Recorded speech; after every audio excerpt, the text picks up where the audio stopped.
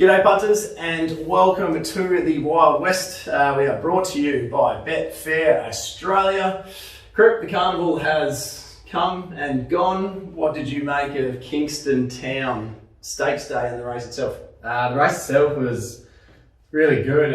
It's good to see one of the better salutes that I've witnessed, I think. Payton-esque. It was, and also, Chris Parnham, he's quite reserved normally, when he does his interviews, but just for him to show a bit of emotion was, I thought that was really good. But it was bittersweet, wasn't it, Terry? Tell us why. You're not meant to be laughing among this sport. I told you, so. Oh, dearie me. So obviously last week, anyone that, for the 6 or 7 people that watched this, you would have obviously heard me carry on the truly great was a Perth Cup moral.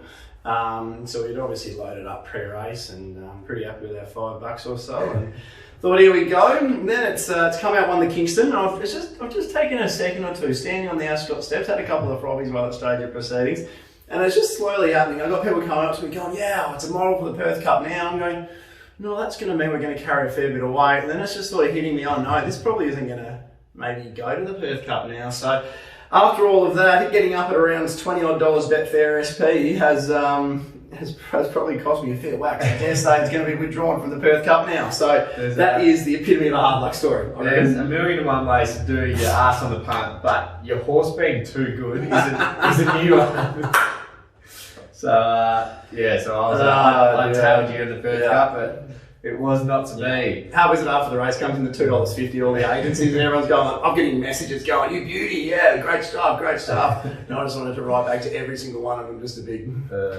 Anyway, we move on, Crip. Right, what did we back? We started in race 2, a little 2-horse play, Mr. Delegator and Bragwell. How did you feel in running? Did you just turn it off and save some battery? I was happy, except for the fact that Tipper Spoken was giving Foamy the biggest card into the race, and I thought that was the danger for mine, and I thought, Foamy is exactly where I didn't want it to be. But other than that, our 2 horses led and box seated. It really did go to script in it, except I wanted Miss Bragwell to win, and got down the photo to the other one. But Itchy Pavement just chucked it on his shoulders and said, "Come on, buddy, we're getting you over the line." So good start to the day, and it didn't really go uphill a huge amount from there. Western Empire, that wasn't the next, but we're just going to get it done because I just want to get it out of the way. So I've been whinging. I don't mind a little bit of a whinge. This will probably surprise Crip that I'm going to mention this. I don't mind a little bit of a whinge. I reckon I've been whinging more than usual recently. Simplistic rides, I find at the moment, just aren't going to plan. Pikey barrier 5 and a horse that could just get covered behind the speed, I think, not much can go wrong. He ends up in front on Western Empire, and the horse obviously hasn't been educated to go to the top. So I was pretty disappointed with how that eventuated. Not blaming Pikey, I think it was a victim of circumstances with how the race went. Crip did throw something out on air. For those people who watch the videos, you would have got a little Crip special at close to 20 to 1, and it was in the exact spot I thought Western Empire would be. Kissing all 4 cheeks, actually. Been good to you, hasn't it? It has been. I didn't have enough. It's always in hindsight. I didn't have nearly enough on, but it was something. In the run, with the way the track was playing, we annoyed where Western Empire was on a leader bias day. Well, that's the thing. I mean, I'm probably at the 600, I was okay, considering with how the track was playing. I thought, I had flashes back to real love for those who can remember the 2016-17 Perth Cup, whichever it was, when Pikey ended up out in front on a horse that's never been there before. So, look, in that sense, you can say it had its chance, but I'm a massive, and you know this, I'm a massive believer in horses having one strength or only having one way they can win races usually, and Western Empire's strength and the way Western Empire would have been educated would have been to sit. So a little bit disappointed, but in saying that, I'm not actually blaming anyone. I'm just disappointed with how it eventuated. He wouldn't have won, but I say this time and time again, Pikes, he's the best, but his Achilles heel is leading. He lets Solaire head him at the top of the straight, and that margin stayed exact same for the whole straight. Like, he just needs to let him go a bit earlier. But the winner would have got him anyway, but he probably should have ran second, I thought. I agree. Tycoon Storm, Lonsdale Lady, very quickly, Tycoon Storm, run of the race, I reckon it would have been $1.70, top of the straight, just didn't let down.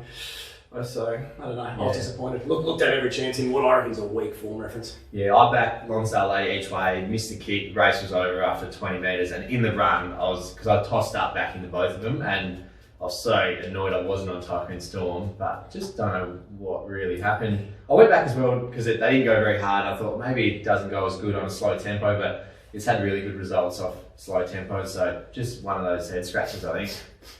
What can you do? Head scratches. That's Jesus racing. Christ. Ride of the week, Crip. Who are we giving it to? I'm giving it to Chris Parnham. I'm truly great.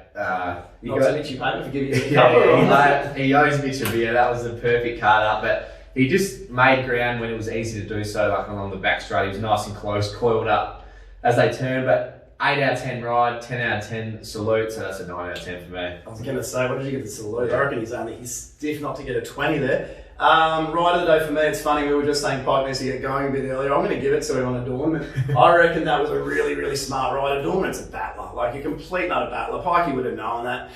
He took off early, tried to nick it from sharper finishes like Midnight Blue, and that's exactly what he did. I don't think if he takes off then and he's more patient, he doesn't win the race. So I'm going to give it to Pikey, which is a bit boring, but it's a rarity. You'll see Pike win races in that manner. Yeah. The only thing I will say there, they went 7 lengths quicker than benchmarks at 600, so I think it was a pretty good effort by horse as well. It wasn't like he didn't catch him napping. He just said, "Yeah, I'm going to ride you ugly and see if you It's a complete one batter, isn't it? Yeah. So, my horse to follow is, touched on it before, Tiff Has Spoken. 3 deep, no cover at the stage of the day when it was sort of hot rail on pace.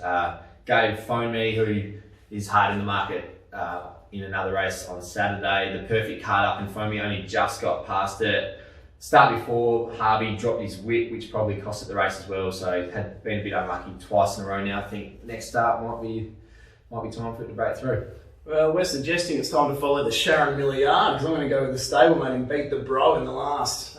Stepping back in journey, was coming off a setback, drew a bit awkwardly, got back to near last, and was just beaten by potentially a peach. There's different ways you can look at that Dark Mission ride from Pikey, but he was beaten by Pikey on the line. Beat the bro, should be getting better over a little bit further. And again, if you go back to beat the bro's previous start, was on dead cold rail in the country. So the same colours. Did he fucking little stab at Beat the Bro? Did He said, is it AK? He goes, I knew Beat the Bro doesn't hit the line, so I thought, Come on.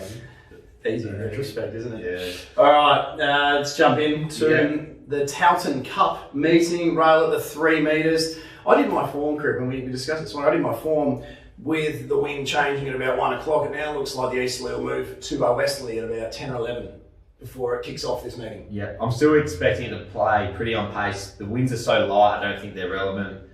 Throughout the carnival, we've seen strong southwesterly winds and it still play on pace or even at worse. So yeah, I'd want to be in the first few and running on Saturday unless you see otherwise early. So especially with the hot conditions during the week as well, that tends to mean a slightly faster track. Anyway, race 1, I'm going to kick off, throw one out at a little bit of a price. We're talking, let's find something on speed. In race 1, I'm going to look at a horse called, I can't believe I'm doing this. I still get it's hard to leather. I'm just going to write it down and show you. Scooter's Machine in race 1. Scooter's Machine is a battler. It's a battler. I know how he feels, to be honest. Absolute battler. He came out last start after a couple of very ordinary efforts at Mount Barker and Ascot.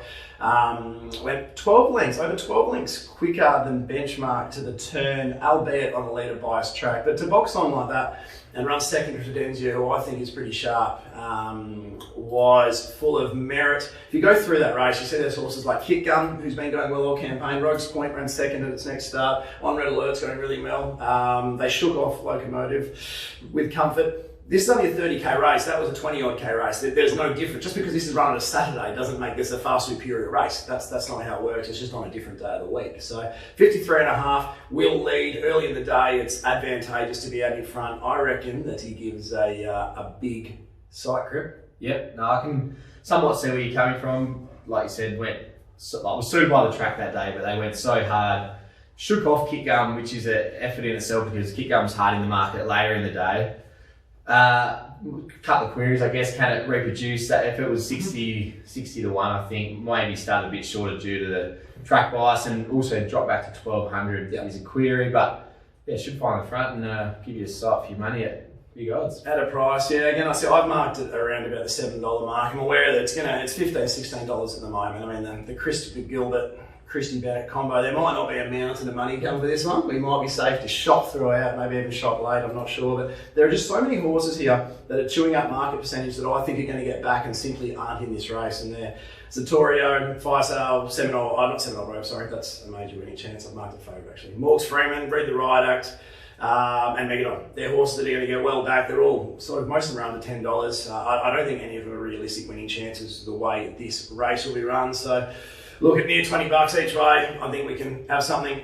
Scooter's Machine. Yeah, fair enough. Just now we're on it. Seminole Grave was, if I was to bet me the way I would go, lightly race, 1-2 on the bounce, and then was a really good run behind. Levitate has trialled up twice for this. I was initially thought the mat looked sticky, but actually after talking to you this morning, he might be able to get one off the fence forward to midfield quite comfortably. So yeah, I think that's the way to go. Marking $4 is about $4.80. I'm not super keen, but might have something small in proceedings. I'm suggesting I'm going to be tipping Scooter's Machine each way. It's one of those races, because I've marked it $4 as well, and a favourite. It's one of those races I could have said play the pair, but I am just going to go with Scooter's Machine each way. Yeah. So that should make Seminole Brave pretty much immoral. Yeah, you'd suspect. So. Express time $2.80. Marks between runs up to 1200.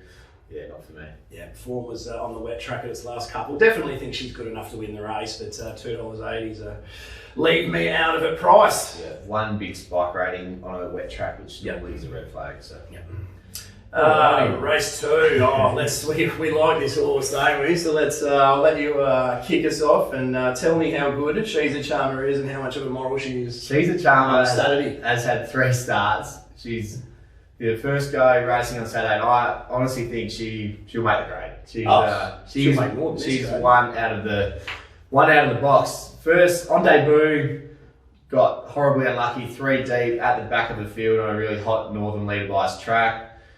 Next start, race against Testing Love, who's since come out and walked in.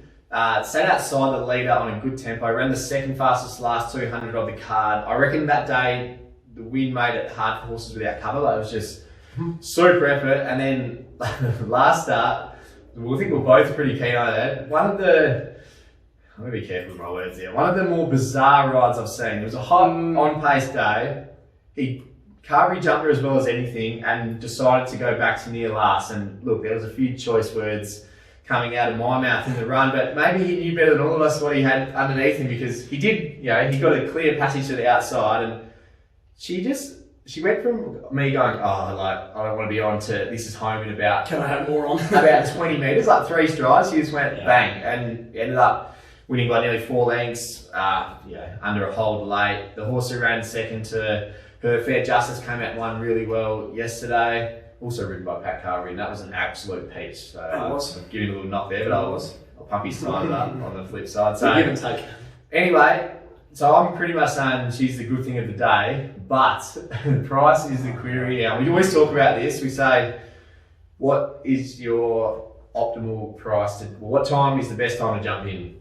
It's a question which I don't really have a strong answer to. We both probably had somewhat of an opportunity to take 270 this morning and dilly-dallied a little and didn't do so. So now you've sort of got to have a look at the two, what are we talking, 230, 240 at the moment? Yeah. Best available. Look, when marking She's a Charmer, I reckon I could have had her anywhere from $1.80 to $2.40. I erred on the side of caution, had her in the higher elements of that. I'd be highly surprised if she loses this. This also looks like a really nice speed map for her as well, with Champagne Diva probably leaving Toscana in the breeze, and she should be tagging Toscana or somewhere near the back of Toscana there. So, but as Crip said, price. What are we doing? Are we going to wait? Are we going to? I'm not certain. Could money come for Sassy Trader again? I think people have to give up because of the continual misstarts. First Laws down from the Guineas. Smashing's well placed. Toscana was a nice run last time out. I marked She's a Charmer 240, probably a bit conservatively, but I just in my head thought we're going to get $3 plus here early, and I was disappointed with the 270. Erred on it in hindsight, maybe should have taken it, but like you said, First Law's a listed place getter. Toscana was huge last start over the unsuitable 1,000, gets back up to a 1,200. She's actually my second pick, and if She's a Charmer, say, trades odds on, I'll probably have something real small Toscana each way and get double figures. But so, look, in short, I actually don't know. I want to be on her, but I'm this is a pure Betfair job. I'm just going to let Betfair tell me whether I get to back her or not.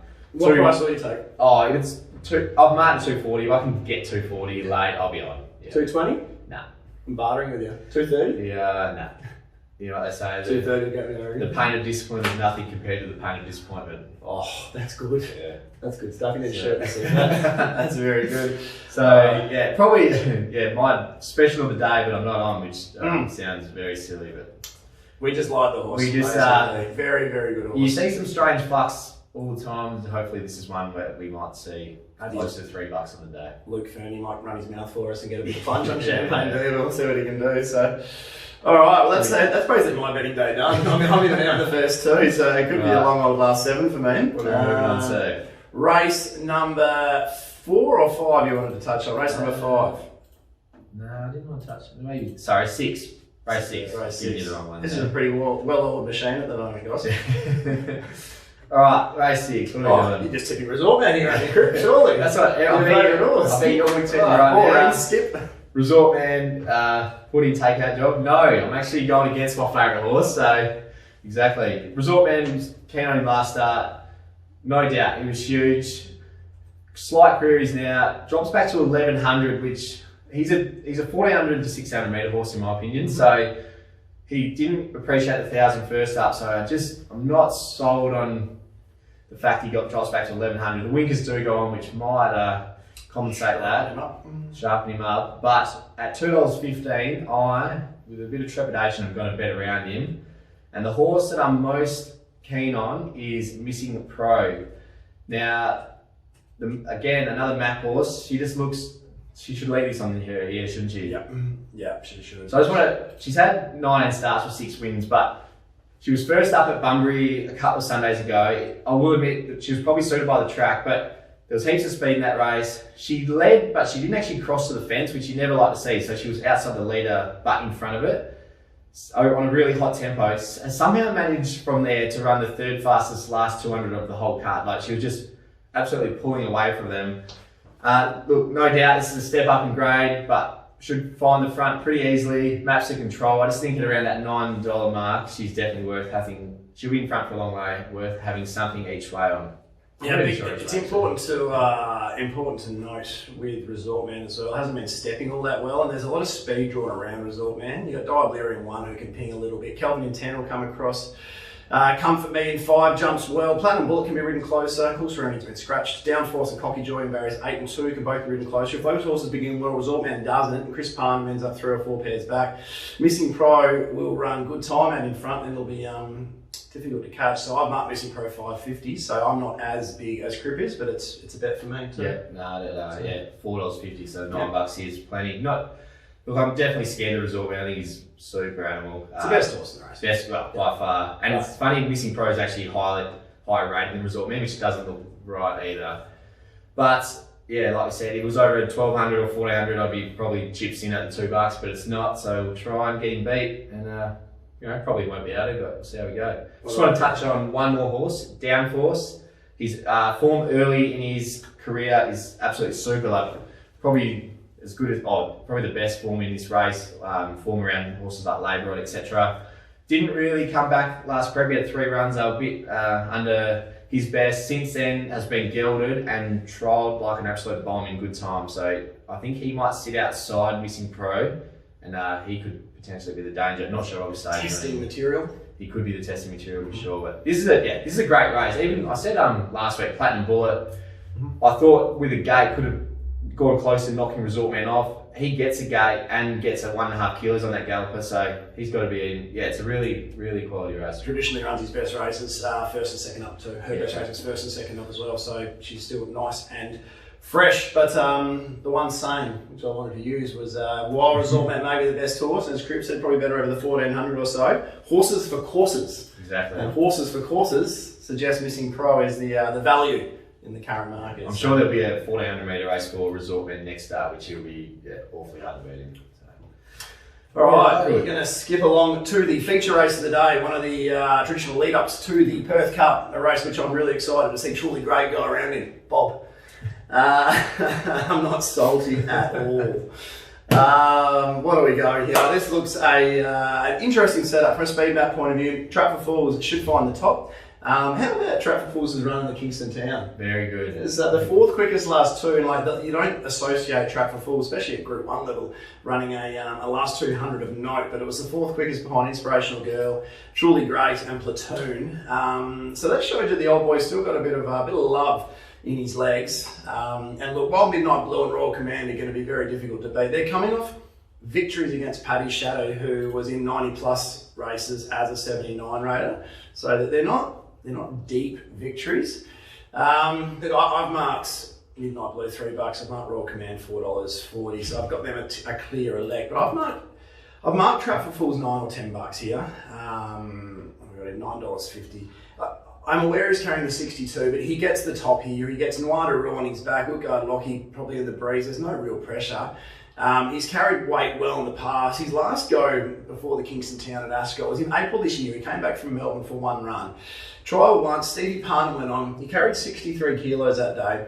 That was over the 1800 as well, with a lower fitness base than what he has here.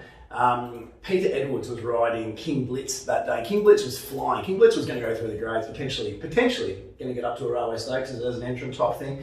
And King Blitz had 8 kilos less than Trapper Falls, and it took it the entire straight to catch Trapper Falls that day. So the big fella can carry weight. The big fella's going to go to the top. Brad or Wheeler goes on. Look, I'm not overly confident. I'm probably not going to put this in the written words, but well, definitely not actually. But look, at near 20 to 1, I think the big fella can give us a sight out in front. I think one of the three will get past him, but I'm happy being on at near $20 each way.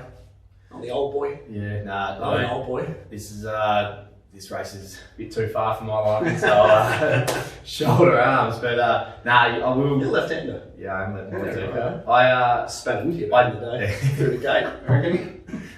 I did Black Book Trapper Falls out of his Kingston Town run, Declaring it. Yeah, that's all I've really got to add. I'll be putting my jockey manager cap on, and not that Kira's riding, but hopefully freeze them off. I reckon she was always the run behind, had to go second up into a staying trip on a Perth Cup prep, so hopefully she puts her best foot forward, but that's all I got. I know you all hate me with Perth Cup bets at the moment. The one thing I do have to say is Midnight Blue is $2.60 in this.